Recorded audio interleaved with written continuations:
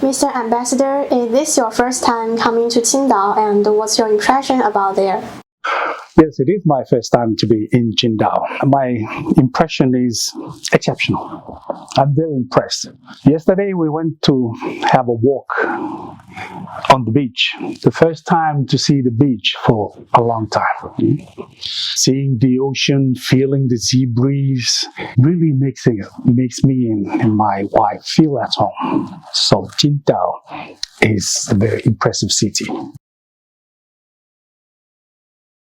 I've got several expectations. I just had a meeting with the vice mayor. It was a very productive and informative meeting. And most of the discussions that we discussed are in line with what I expect. First is the deepening of the friendship and strengthening of the partnership. Second is the visit exchange. And this is also in line with what the mayor highlighted during our discussion, people-to-people exchange. I encourage that the Qingdao city leaders may want to have or take time to visit Kiribati, to visit TUC, so that they see for the first time and the first hand, see and experience the successes and the challenges of what the TUC is progressing and facing. Thirdly, is to promote and develop initiatives and projects that promote a win-win cooperation. We should learn a lot from Qingdao. So those are the things that we aspire from the embassy, and likewise with the TUC leaders. Firstly, I would like to acknowledge our students on behalf of the government. Acknowledge our students' engagement and involvement in the cultural exchanges, in the activities as you mentioned. In fact, from the embassy, we have two visions. First is to produce a documentary with our students. Okay?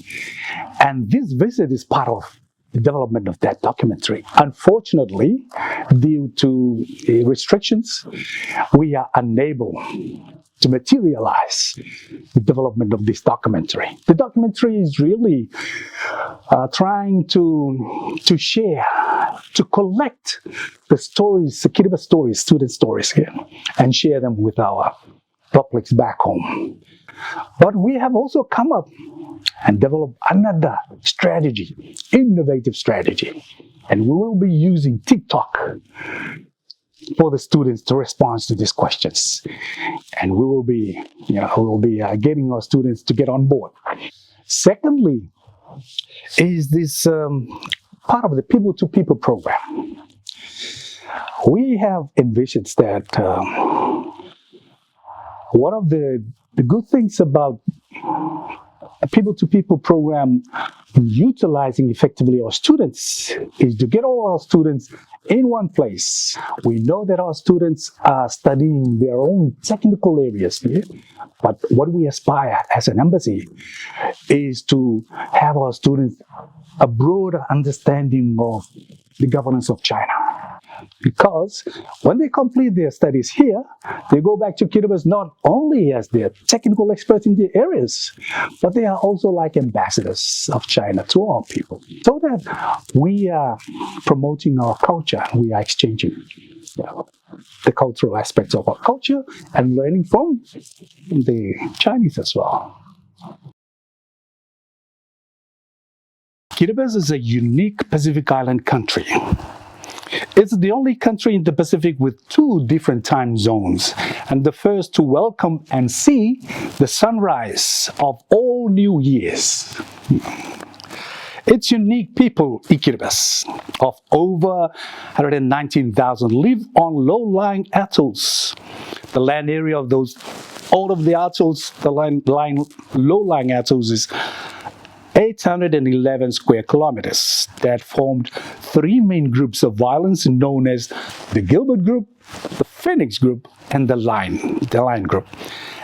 And these groups are proudly founded in an ocean area of 3.5 million square kilometers in the Central Pacific Ocean. In addition to that, the World Bank states that our GDP, current GDP per capita, is around USD 1,600, my apologies, USD 1,600. And like China, we also have a long-term vision. This government, in the history of the politics of Kiribati, developed what we call the Kiribati vision for 20 years, KV20. And in this long-term vision, we aspire that Kiribati would become a wealthy, healthy, and remain peaceful country in the world.